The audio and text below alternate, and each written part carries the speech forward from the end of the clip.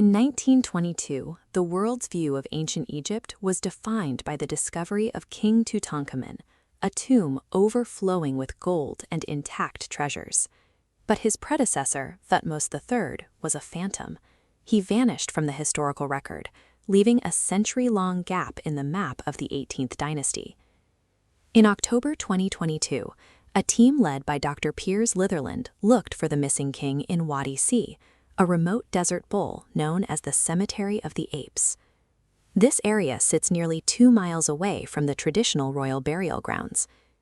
Hiding under 1.5 meters of fallen rock, they found a secret door.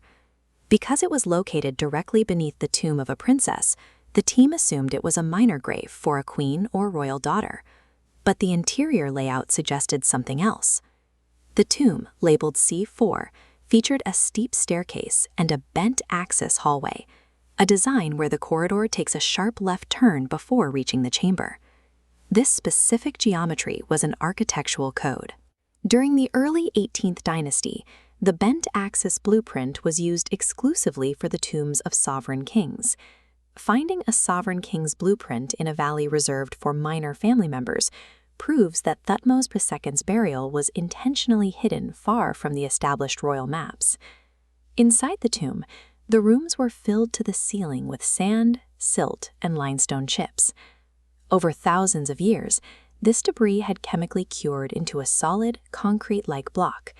For 3 years, researchers chipped away at this concrete using hand tools and solar-powered lights, carefully sifting through the hardened material. From the rubble, they recovered ceiling fragments painted bright blue with 5 pointed yellow stars and cursive magical spells. These belonged to the Amduat, a funerary map of the underworld. In the 18th dynasty, only a true king could have these in his tomb. Sifting the debris eventually revealed shattered pieces of alabaster jars. Carved into the stone was the name of Thutmose II, alongside a blessing for Queen Hatshepsut, who likely organized the construction while the next heir was still a child. These broken shards provide the definitive identification of the tomb's occupant, confirming a royal burial was prepared here despite lacking an intact treasure chamber. The ancient architects who dug Tomb C4 made a geographical error. They carved the entrance directly underneath a dry waterfall. Thousands of years ago, the desert climate was wetter. We know this from fossilized mud wasp nests found on the tomb's ceiling, which prove there was active water nearby during construction.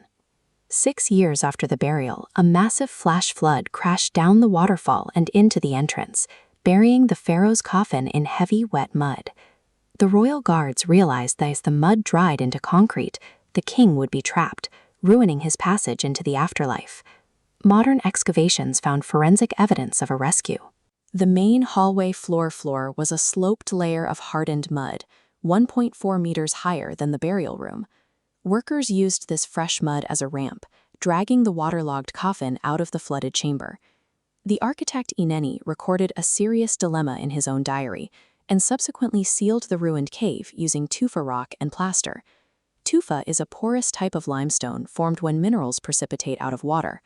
An environmental disaster forced the Egyptians to abandon the tomb, but the presence of the mud ramp confirms they successfully extracted the pharaoh's body. In 1881, a mummy was found in the royal cache with a linen name tag identifying it as Thutmose II. For over a century, this has been the face of the pharaoh in museum displays. Modern bone analysis of the skeleton reveals a discrepancy.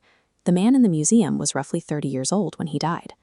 This age data contrasts with the records of the architect Ineni, who described the real Thutmose II as a falcon in the nest, the ancient term for a very young boy.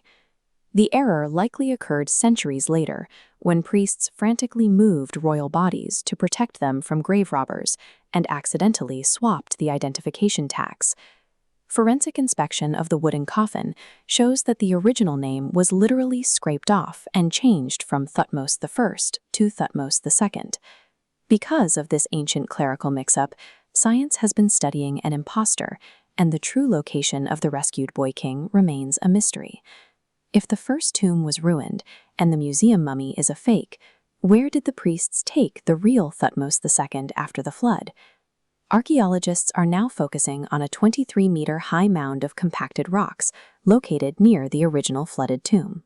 The team believes this 75-foot structure is not a natural geological feature, but a fake mountain built by human workers. The theory suggests that the architect Eneni constructed a second, waterproof vault deep beneath this stone pile to protect the king from future floods. As researchers prepare to excavate this artificial mountain, the actual burial of the missing pharaoh may finally be within reach.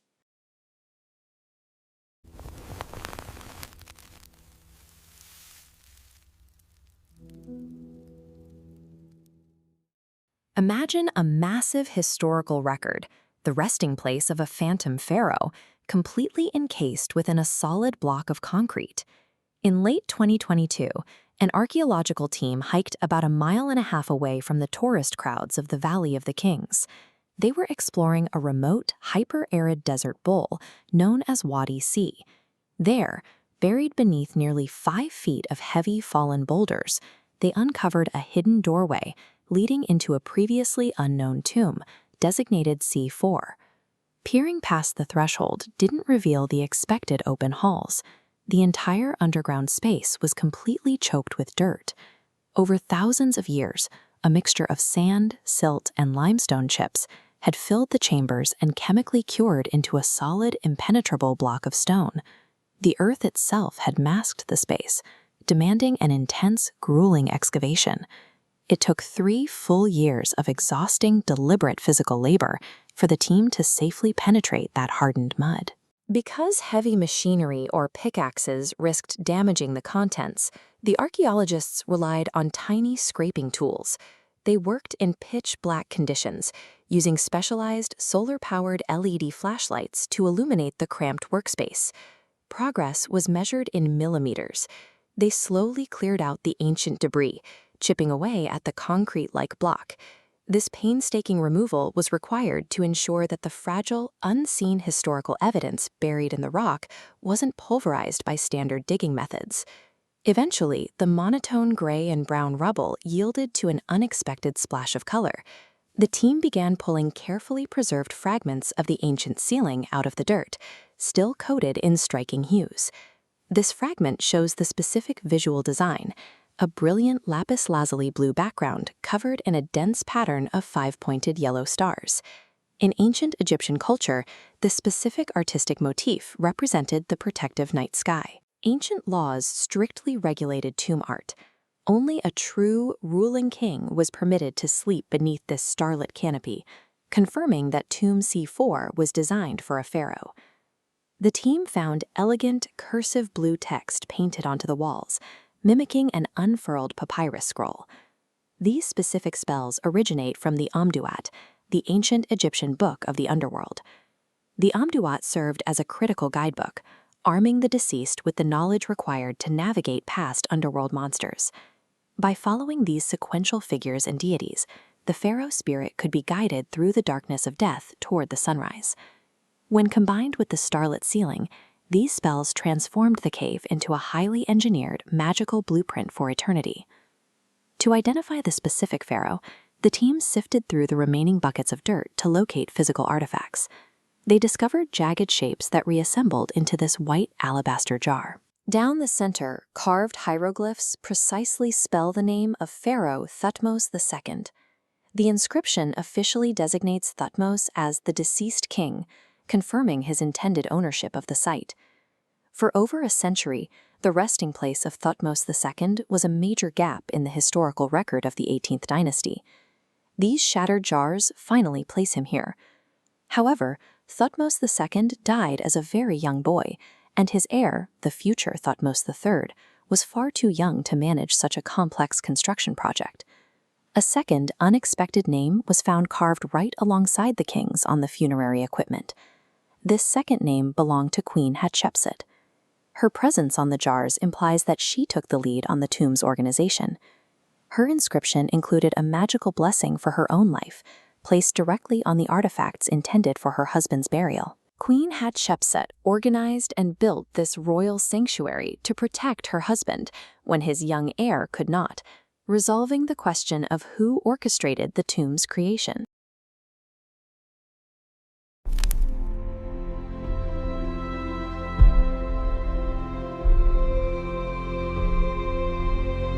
Imagine standing in the driest, most sun-baked desert on Earth, when suddenly a massive, roaring river of mud materializes right above your head. That exact nightmare scenario played out at Tomb C4. Ancient Egyptian architects designed this deep, hidden underground complex to be the perfect, eternal resting place for a young pharaoh. But the cliff face reveals a fatal flaw. They deliberately carved the doorway into a natural funnel, placing the tomb directly underneath a dry waterfall. Today, that location might seem perfectly safe, but thousands of years ago, the Egyptian environment was entirely different, experiencing significantly more violent rainfall than we see today. We know water flowed here because of the biological evidence left behind. When modern scientists examined the ceiling of the tomb, they discovered the fossilized nests of mud wasps clinging to the rock. By nature, mud wasps only build their nests in close proximity to an active water source.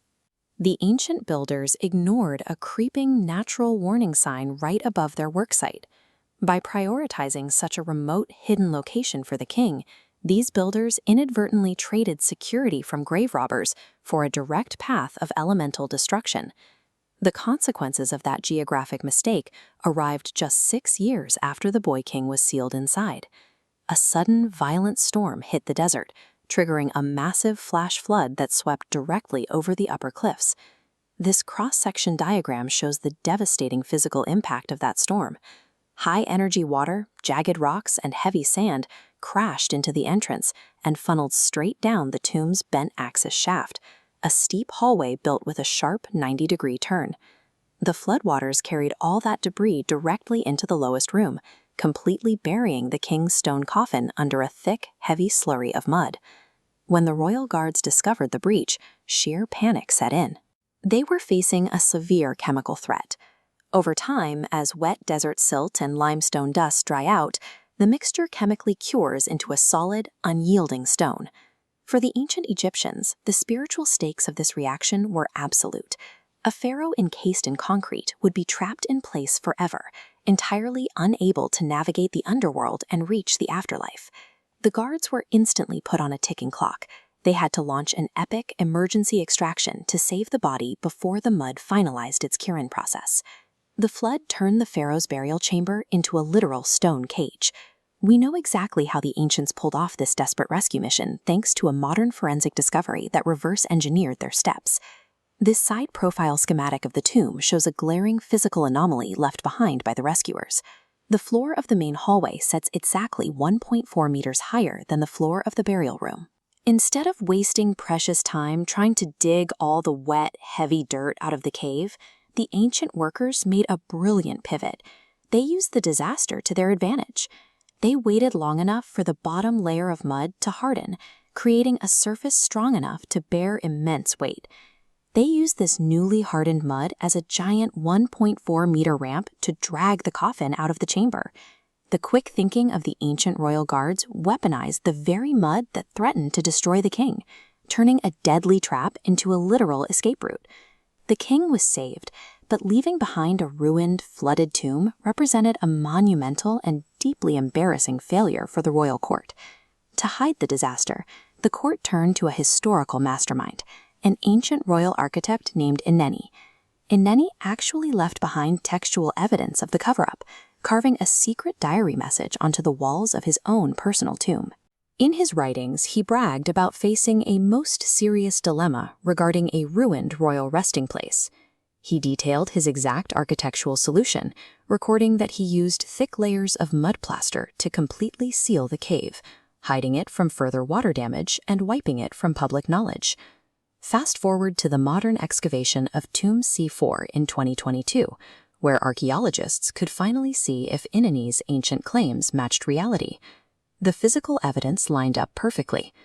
First, modern explorers discovered massive blocks of highly porous tufa rock deliberately placed at the site to absorb moisture.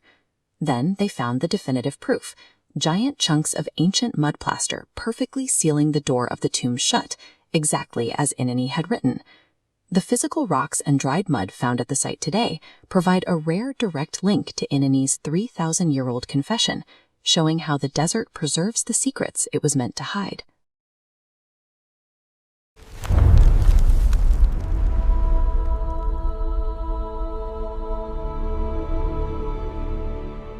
In 1881, explorers uncovered a hidden cave known as the Royal Cache, packed with ancient mummies.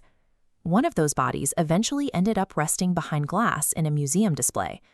For over a century, the world believed they were looking at King Thutmose II, because it was found with a simple linen name tag bearing his exact name. But when modern forensic bone doctors finally analyzed this specific skeleton, the physical data contradicted the label. The skeletal structure proved this man was a fully grown 30-year-old adult when he died. That age is a biological impossibility for this pharaoh. Ancient writings from an Egyptian architect named Eneni explicitly state that Thutmose II was a falcon in the nest, an ancient term used specifically to describe a very young boy. The real king died prematurely. The physical evidence of a deliberate cover-up extends to the container itself. When forensic experts examined the wooden coffin holding the body, they found the original carved name had been physically scraped off the wood and altered from Thutmose I to Thutmose II. Between the mismatched age and the scraped coffin, the conclusion is clear. This museum display is an ancient historical crime scene, and the public has been staring at a mislabeled, fake pharaoh for over 100 years. To figure out how the wrong guy got the king's name, we have to look at the grave robbing era hundreds of years later. Panicking priests frantically moved royal mummies through the dark to hide them from thieves. In that chaotic rush, they likely swapped the name tags by mistake. To find the true king, a modern archaeological team led by Dr. Piers Litherland traveled miles away from the busy tourist sites. They hiked into Wadis, a spooky, remote desert bowl that earned the nickname the Cemetery of the Apes. Hiding beneath 1.5 meters of heavy fallen rocks, the team found a secret door leading into a tomb they called C4. Because it was located directly beneath the cliff tomb of Princess Neferu, early experts were tricked into assuming this was just a minor queen's grave. This diagram shows a top-down schematic comparing a standard straight tomb hallway to a sharp, bent access layout. When the team cleared the rubble in C4, they found that specific left turn shape carved into the rock. That exact hallway blueprint was an architectural code used exclusively for the greatest sovereign kings of the early 18th dynasty. Sifting through the dirt, they found definitive proof of ownership. They recovered broken jars made of white alabaster, carved with the name of Thutmose II. Right beside his name were inscriptions from Queen Hatshepsut, proving she secretly organized and built this royal hideout for her young husband. The archaeologists had found the genuine royal hideout. But there was no golden coffin, and the underground rooms were entirely choked with rock-hard mud. A massive catastrophe had struck this tomb. The clever builders who carved out Tomb C4 made one terrible architectural mistake. They situated the subterranean entrance directly underneath a dry waterfall. While it looks barren today, scientists found fossilized nests of mud wasps stuck to the ceiling of the tomb. Mud wasps require active water to build their nests, proving this desert experienced a sudden, severe climate anomaly. About 6 years after the boy king was laid to rest, a roaring flash flood swept over the cliffs. A high-energy surge of water, sand, and rocks crashed down the waterfall, pouring into the entrance and burying the king's shiny coffin in mud. The ancient royal guards panicked. They knew that if the wet mud chemically cured and turned into solid concrete, the king would be permanently trapped, completely ruining his journey to the afterlife. This cross-section graphic of the tomb shows how the ancient workers utilized the elevated mud floor as a 1.4-meter ramp. Forensic evidence proves they used the freshly hardened mud to gain leverage, physically dragging the massive, waterlogged coffin upward and out of the ruined cave. The guards' quick thinking saved the pharaoh from a muddy disaster, but by frantically evacuating his body, they completely erased his final resting place from the historical map. Because of that devastating flood and the chaotic centuries of grave robbing that followed, absolutely zero real treasure belonging to Thutmose II has ever been found anywhere in the world. The original architect, Eneni, recorded a potential solution in his own personal tomb.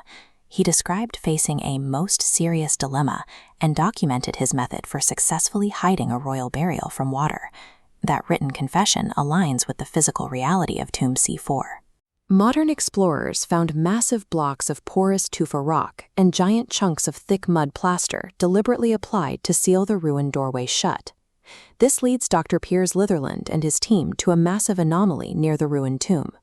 Rising straight out of the desert floor is a heavily compacted pile of rocks measuring 23 meters or 75 feet high.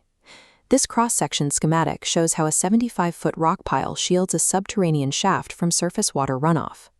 The team identifies this structure as a human-engineered barrier, constructed by Aneni to waterproof and conceal a second, deeper burial chamber. The greatest missing person case in ancient history remains open. Right now, archaeologists are gearing up to dig through that fake mountain, because the true, untouched Boy King and his rescued treasure are likely still waiting in the dark.